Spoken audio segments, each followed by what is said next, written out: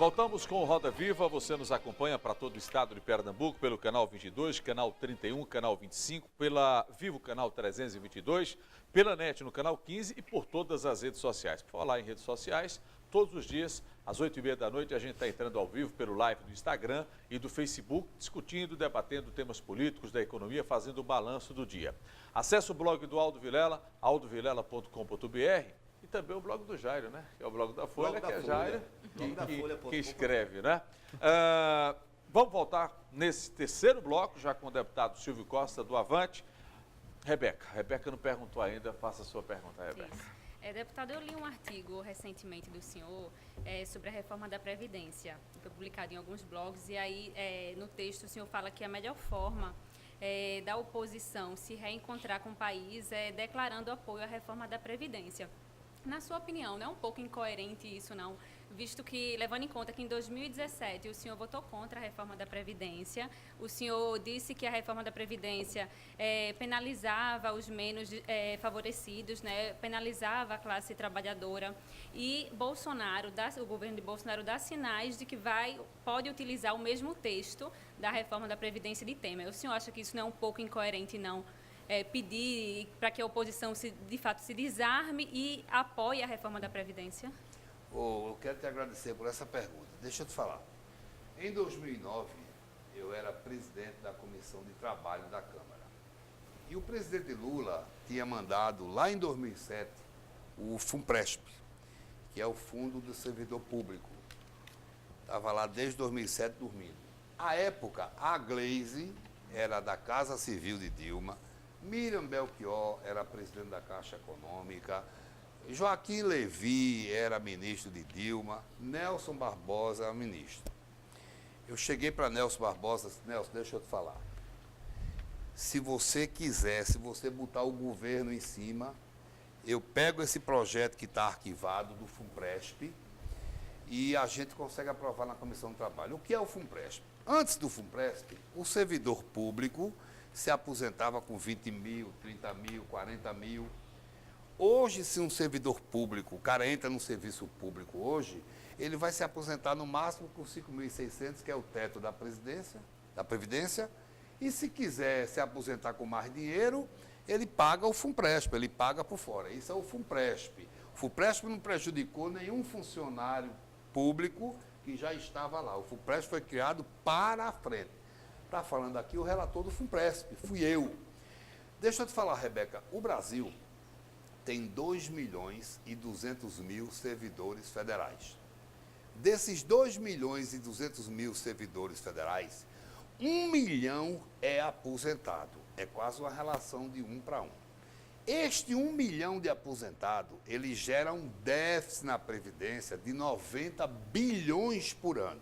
Só que desses 90 bilhões, 40% é o militar que gera isso aí. Quase 40 bilhões dos 90 bilhões é da aposentadoria dos militares. Na outra ponta, no regime geral, no regime privado, você tem 32 milhões de brasileiros que dão um déficit de 100 bilhões. O último déficit da Previdência foi 195 bilhões, arredondando para 200. A Previdência no Brasil gera um déficit de 200 bilhões por ano. O problema da Previdência, Rebeca, não é um problema do Brasil, é um problema do mundo. Por quê? Porque, graças a Deus, hoje, Ângelo, as pessoas estão vivendo mais. Na medida que as pessoas estão vivendo mais, elas vão passar mais tempo consumindo os recursos da Previdência. Por exemplo, o Japão tem um problema sério de Previdência, porque as pessoas têm pouco filho. No mundo todo, para um regime ser um regime forte, você tem que ter 4 pessoas na ativa, 4 trabalhando, para sustentar um inativo.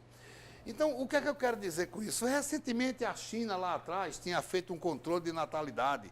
A Previdência começou a explodir, a China abriu o controle de natalidade. Então, eu defendo a reforma da Previdência e fui contra Temer por um motivo simples. Porque o governo Temer não tinha legitimidade. Temer deu um golpe. Mas Temer, a proposta era boa? A proposta era boa? Temer era. Então, a proposta tem a ver. Você não chegou a criticar? Eu vou chegar lá. Critiquei, Não, eu vou chegar lá. Temer rasgou a Constituição para assumir o poder, diferente de Bolsonaro. Bolsonaro foi eleito. O cara foi lá e botou 17. Bolsonaro, a gente tem que respeitar a democracia. O povo do Brasil quis eleger Bolsonaro. E eu não sou irresponsável para torcer contra o país. Por um motivo muito simples, porque se não fizer a reforma da Previdência, o país vai quebrar. Num dos artigos eu botei o seguinte: a diferença entre o político e o estadista é que o político pensa nas próximas eleições e o estadista pensa nas próximas gerações. Nós temos que pensar nas próximas gerações. O Paulo Guedes está certo. Tem que fazer. Quando eu disse que se a oposição tivesse juízo, declarava apoio à reforma da Previdência, sabe por que eu disse isso? Sabe quem tentou mais fazer reforma da Previdência no Brasil? Lula e Dilma. Os governos Lula e Dilma foram os governos que mais tentaram fazer reforma. Mas ainda Mas a fizeram os proposta fizeram taquinhos. reformas diferente, Fizeram os pontuais. taquinhos. Fizeram reforma pontual. Temer, eu votei contra tudo. Por quê? Porque foi um governo que não teve legitimidade, foi um governo que rasgou a Mas então, Constituição. a proposta em si o senhor achava boa? O Não senhor acho boa. Sabe por que não acho boa? Porque senhor não tinha chegou os a criticar militares. na época, né, Critiquei. Não tinha os militares. A reforma tem que ser para Deputado, todos. uma curiosidade. Não, o senhor- tem que ser para todos. O seu Bolsonaro vai ter um problema. Ou ele bota os militares na roda, que gera um rombo de 40 Ele está sendo bi. pressionado, Sim, né, ou país? ele vai Agora, ter um se ele problema. vai Eu ou espero não, que o general Heleno, que é um cara que eu conversei uns 10 minutos com ele, fiquei realmente impressionado. Esse general Heleno é uma espécie de equilíbrio de Bolsonaro. É esse bom. cara foi quem montou a equipe de militar de Bolsonaro. Esse general Heleno é um cara que... O senhor conversou presta com ele atenção. onde, deputado? Lá na Câmara. Eu tenho uma relação com o Eduardo Bolsonaro, que eu fui deputado. Eu me relaciono com todo mundo lá, modesta parte. Então, quando o Bolsonaro esteve lá, aí chegou o Eduardo Silva Costa, vem cá, conhece o general? Nós ficamos conversando uns 10 minutos. Eu fiquei com a melhor impressão do general Heleno. Inteligente. E, na verdade, quando o cara fala na televisão, ele passa uma excelente impressão.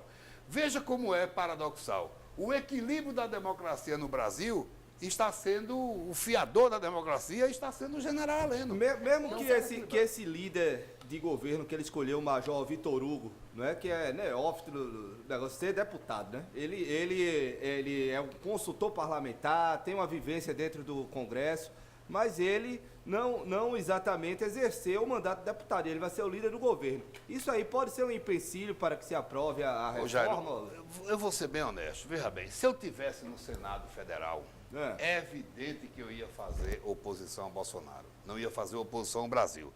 Mas eu vou te falar uma coisa. O Bolsonaro, sinceramente, Aldo, ele está me surpreendendo. Eu estou achando que o senhor Não, está tendencioso a ir para o lado do Bolsonaro. Tira lá de Bolsonaro. O senhor está rapaz. Você não me elogiando conhece. Lula, Você quer me Bolsonaro. provocar. Tá elogiando, Aldo, né? eu estou sendo um cara Não, que coerente, sempre fui. o senhor tá Aldo, sendo coerente. eu estou sendo um cara que sempre fui. Eu sempre fui política falando a verdade para as pessoas. Alguém aqui pode negar que aquela cena da esposa de Bolsonaro no dia da posse, além de ter sido uma cena histórica, foi uma cena que ela falou para uma minoria que nunca teve voz no Brasil? Mas Ela aqui liga que falou- foi propaganda, deputado. não é Ele questão de disse- propaganda. Ela falou para os surdos e mudos que esse pessoal, essa minoria, nunca teve voz e vez no Brasil. Ela falou, foi combinado com o Bolsonaro. Não interessa, mas ela falou para uma minoria. Segundo, o Bolsonaro, que evidentemente é um cara despreparado, mas está sendo muito inteligente. Na campanha, Aldo, quando perguntava a ele, e a economia? Ele disse, é com o Posto Ipiranga, é com Paulo Guedes. E ele está provando que sabe dar poder. Fez isso em Dallas. Ele chegou, deu poder a Paulo Guedes. Paulo Guedes monta o time Tá que certo. você quer. Chegou para o general Heleno, monta o time que você quer. Sérgio Moro. O Sérgio Moro, que foi uma invenção dele, eu acho que quem fez péssimo negócio aí foi o Sérgio Moro. Para Bolsonaro foi o céu. Para Bolsonaro, ter um Sérgio Moro como fiador da ética do governo dele, eu não sei se foi bom para Sérgio Moro. Foi invenção de Bolsonaro. Aí o Paulo Guedes foi a Curitiba, conversou com o Sérgio Moro meio vaidoso, porque não foi por acaso que Narciso inventou o espelho. Narciso inventou o espelho porque todos nós somos vaidosos. Aí o Sérgio Moro pingoliu aquela corda e assumiu o ministério. Mas o Bolsonaro não fez nada sem pensar. Quando ele botou a Damares, ele botou de propósito, velho. Ele botou a Damares para falar para o público evangélico. É inteligente. Ô, Quando deputada, ele- agora ele esqueceu de botar um representante do Nordeste também. Não, né? ele deu uma resposta espetacular com isso. Vou dizer a resposta que ele deu. Quando ele botou aquele Araújo, não sei o que Araújo, ele botou para falar para a turma de Olavo Carvalho, para os conservadores do Brasil. Meu irmão, o cara pegou um cara da Bolívia e botou como ministro da Educação. Colômbia. Da Colômbia, né? Eu nem sabia. Botou como ministro da Educação um colombiano. E o cara sabe falar português. Então, botou por quê? Para falar para os costumes, não esqueçam. Isso é um erro que as pessoas estão avaliando. Eu fiz um artigo aí, Bolsonaro só tem 377 deputados para conseguir 308 votos. Não esqueça que foi eleita aí uma bancada de costumes. Agora, eu deputado, já li uma matéria aí que tem deputado dizendo, eu não vou usar gabinete, eu vou botar meu gabinete lá fora, numa tenda. Tem todo tipo de gente. Então, Bolsonaro montou um ministério dialogando para os eleitores dele. É boa a equipe. A equipe de Bolsonaro, que é o que interessa mais, assim, na economia, É time bom. é um time que, para o propósito dele, é um time bom. Os militares dão sustentação. O Mandetta, eu fui deputado com o Mandetta. Saúde. Ele é um cara que tem muita intimidade com a saúde, eu tenho que ser honesto com isso. A Tereza tem muita intimidade com a agricultura. Quem mais ele colocou aí? Esses que eu conheço. O senhor se Agora, surpreende- o Onyx, ele tem um déficit de interlocução com a Câmara. Mas o não Onyx acha, não? sempre foi um cara que teve dificuldade de diálogo com a Câmara. Ah, não encontra, não? Mas o Bolsonaro é tão inteligente que pegou um tal de Santo, não sei de que lá, Santo Cruz, né? Santo Cruz. Santo Cruz, o general, Que é bom. e botou perto do Onyx. Ou seja, a rigor, quem vai conduzir a política não é Onyx, é o Santo Cruz. Em algum momento, o Onyx vai ser rainha da Inglaterra. É o Santo Cruz que vai, porque Bolsonaro disse, ó, como eu não posso demitir esse cara, eu tenho que botar alguém. então, que- Inclusive, já bateram senhor faria cabeça parte aí do no governo, começo do se governo. convidado, Hein? deputado? O senhor faria parte do governo, se convidado? Eu? Pelo presidente. Tassiana, deixa eu te falar, eu estou tão bem que tu não imagina. Ó, eu jamais... Sim ou não, deputado? Olha, amigo, eu jamais, eu juro, eu tenho 4 Nunca metros. diga nunca. Eu Agora, digo, deputado. eu não confio nos homens que não diz nunca. Eu não confio. Então o senhor não assumiria. Nunca eu aceitaria um cargo no governo Bolsonaro, em nenhum governo. Nem municipal, nem estadual, nem federal. tá. Eu não aceitaria cargo executivo em nenhum governo. O que eu gosto mesmo é do parlamento. Legislar. Pois é, agora, deputado, algumas coisas a gente tem que aguardar, né? Economicamente falando, porque, por exemplo, se você compete com os Estados Unidos na questão da soja, por exemplo, e só vende a China, por que você criar uma confusão com a China, que já é um mercado, né? Se você negocia com os árabes, por que você vai mudar a embaixada, né, de Tel Aviv para Jerusalém e de repente criar um ruído? Então, algumas coisas, economicamente falando, a gente tem que aguardar resultado já, ainda. eu não estou dizendo aqui, eu não estou aqui defendendo o governo Bolsonaro, não. Eu acho que o governo Bolsonaro, nas relações internacionais, é um desastre. Esse Ernesto é um cara que não tem nível para ser ministro das Relações Exteriores. Esse cara arrumou confusão logo de Israel, arrumou confusão com a China. É um cara que efetivamente tem um déficit de diálogo internacional. Declarou apoio a um governo não pois institucionalizado exatamente. Não tem, da inclusive, na minha opinião, eu acho, porque ali o nome é Ministério das Relações Exteriores. O cara tem que saber se relacionar, Aliás, tem que se me saber... permite, o Brasil vem enfrentando desde algum tempo alguns problemas graves no plano interno da sua política externa. Porque a política externa Você do vai PT... criticar Celso Amorim. A política externa do PT... Não, mas olha, veja não como eu sou. foi Veja nota como eu 10, sou. não. O Zé Aníbal... Ela se alinhou com o país. Eu concordo com você. Eu acho assim. O Celso Amorim, na verdade, para ser bem honesto, ele politizou o ministério dele. Politizou, sim. Mas é impossível passar por ali também e não politizar. Por exemplo, a questão da Venezuela, o Brasil tem que se posicionar. O Zé Aníbal se posicionou com a Venezuela, mas ele se posicionou de uma forma muito lúcida, diferente desse atual Mas o ministro, Brasil não já de se forma posicionou, estabanada. né? O Brasil já posicionou agora no governo Mas com o Bolsonaro com a Aníbal Venezuela. o Zé Aníbal já tinha, o Zé Aníbal foi ministro lá, ele já tinha se posicionado também. O fato é o seguinte, Aldo, tem a liturgia do cargo. Tem a liturgia. O que eu acho é que esse atual ministro das Relações Exteriores, falta até a liturgia do Ô, cargo. deputado, diante de tantos desmandos que a gente vê agora que o PT fez ao longo de todos esses anos, qual é a sua opinião em relação a isso? O PT teve um lado bom, mas teve um lado muito ruim, e o PT não faz meia-culpa de nada, está tudo certo para o PT? Ô, Aldo, eu não sou do PT, não. Agora Não, eu quero mas dizer como o seguinte. homem que... Não, eu não sou do PT. Agora vamos ser honestos. Não só tem corrupto no PT, né, Aldo? Não, claro que O não. problema é que... Todos os partidos têm. Em algum momento nesse país, só tinha corrupto no PT. Falou PT, é corrupto. Não, talvez Aí- porque ficou no poder muito tempo, Mas né? não, Talvez seja companheiro, isso. é porque só aparecia a turma do PT. Aí quando começou a aparecer PSDB, PMDB, PP, PUD, tudo que é P, só o PT ficou como ladrão.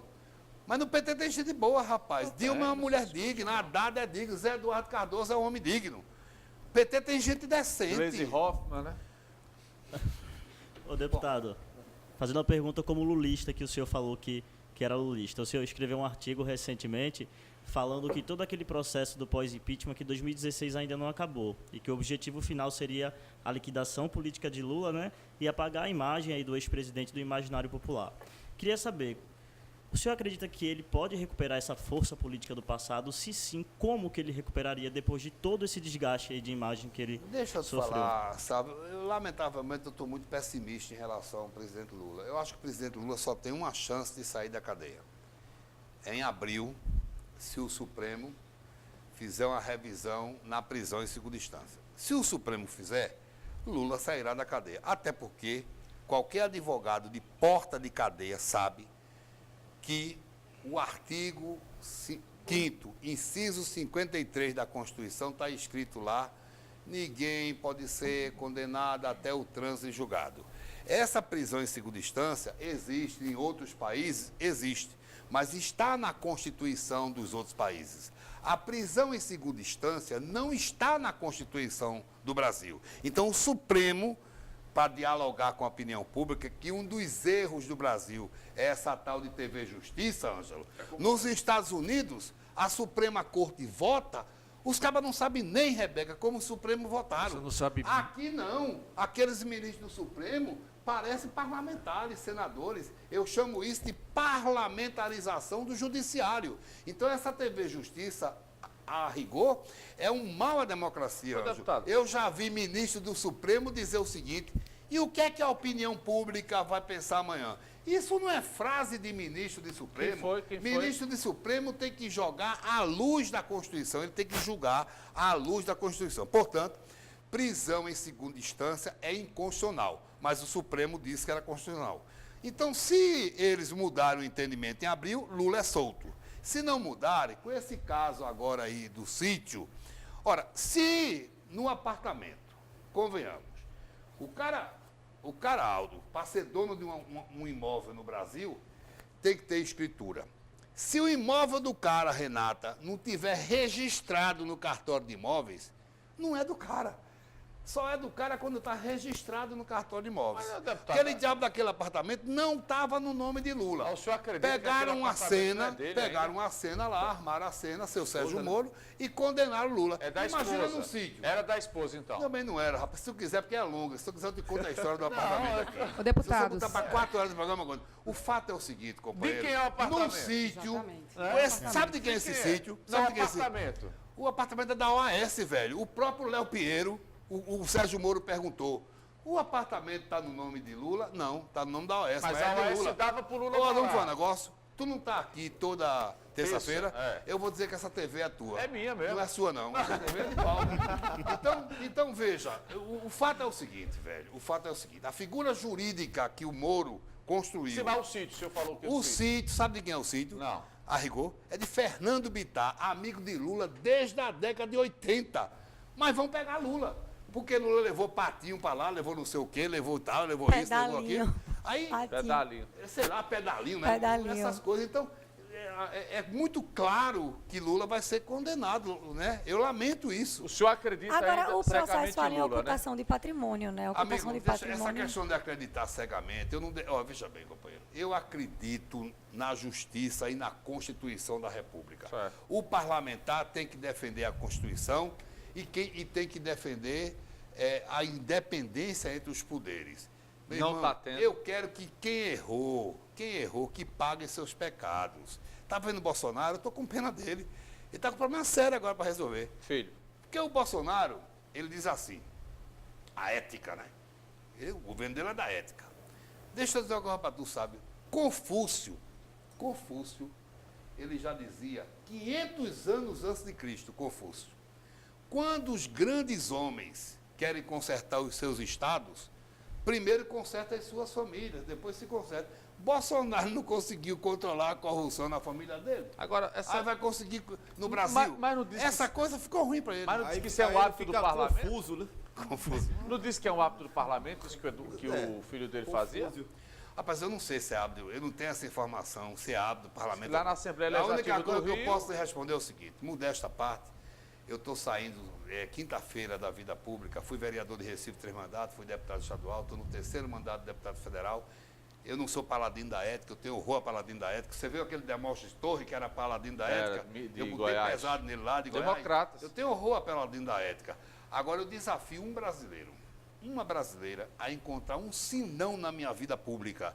Até porque, na linguagem popular, no rasteiro, se eu tivesse rabo de palha, eu enfrentei Eduardo Cunha quando ele tinha um apoio de 450 deputados. Eu dizia, você é bandido, você devia estar na cadeia. Se eu tivesse rabo de palha, ele tinha tocado fogo, meu irmão. Renata, quer Olha, falar? deputado, da polícia o de uma forma senhor, muito o final. senhor vai deixar a política ou o senhor vai continuar atuando de alguma forma? Como é que o senhor vai fazer para ter Ele voz disse que não aí quer sem ocupar mandato? cargo nenhum, né? Ai, Renata, Paulo, deixa eu te falar. Eu não sei se na próxima quinta-feira eu estou construindo um hiato na minha vida pública ou um ponto final. De repente eu posso estar construindo um ponto final. Apesar de ter uma máxima que diz assim, ninguém mata político vivo, né? Mas eu acho que pode ser, eu estou com 62 anos, eu fui candidato a senador por vários motivos, entre eles é que só tem 2 vagas daqui a 8 anos, eu vou Quer estar dizer que com o senhor vai ser 70. candidato a prefeito, né? Não, eu acabo de dizer que não sei se estou fazendo um hiato ou um ponto final. De repente eu posso fazer um ponto final. De repente uma coisa eu posso dizer a vocês. Eu não vou viver, eu posso dizer o que eu não vou fazer. Eu não sou candidato a vereador de Recife. Eu não sou candidato a prefeito de nenhuma cidade de Pernambuco. E eu vou viver basicamente no eixo Recife, Rio, São Paulo, Brasília. Pronto. Tá certo. o senhor Vamos apoia pro- Silvio Costa Renata, Filho? Ah. guarda a pergunta para o retorno, tá certo? E tá sendo que quer perguntar Eu tô também. com Vamos pro sede. intervalo, vai tomar uma aguinha agora. Mas tô Vamos com pro medo. intervalo, daqui a pouco a gente volta com o último bloco, o deputado Silvio Costa do Avante conosco aqui nos estúdios. Já a gente Se é o último bloco, eu posso tomar.